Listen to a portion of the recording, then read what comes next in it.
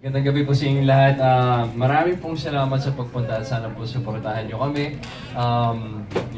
Thank you again. Sana nakain kayong lahat. Paano po ba? Siguro naidahan-dahan kasi. Kumbaga, hindi...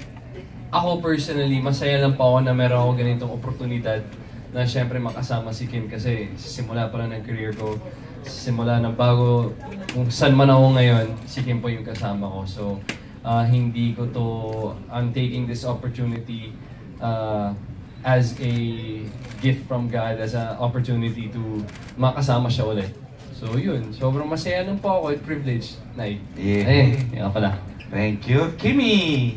Ako naman, yun agad, ano? Hindi, yung work, after magkasama kayo, how was the taping, Yung trabaho feeling ulit? na magkasama.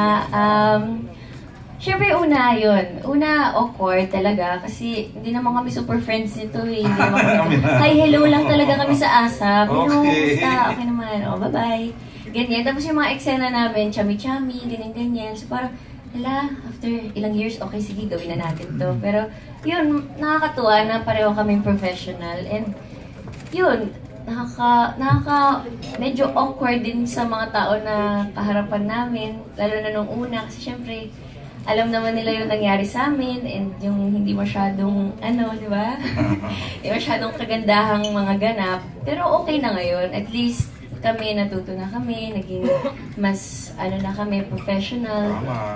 And, yun, I'm very happy na yung time na yun nangyari before pa, nung mga bata pa kami. At least ngayon natuto na kami. And, yun, may isa din akong one important lesson na natutunan sa mga nangyari na yun, na hindi ka magiging fully masaya or fully happy kung hindi ka marunong magpatawad. Kasi di naman yung tao yung kalaban mo dun, kundi yung sarili mo. Kasi mapapagod ka lang. Oo, mapapagod ka. Pag hindi ka marunong mag-forgive, iiwas ka, magagalit ka. Iwasan mo yung tao. Sabi ka na masama, why not just forgive the person and just go on with your life? Mas happy yung pakiramdam. Look at us. yun po yun. So, okay naman. Masaya naman po kaming lahat. Hindi ko natatanungin kung bakit dapat magpatawad, kung ano ang naging kasalanan.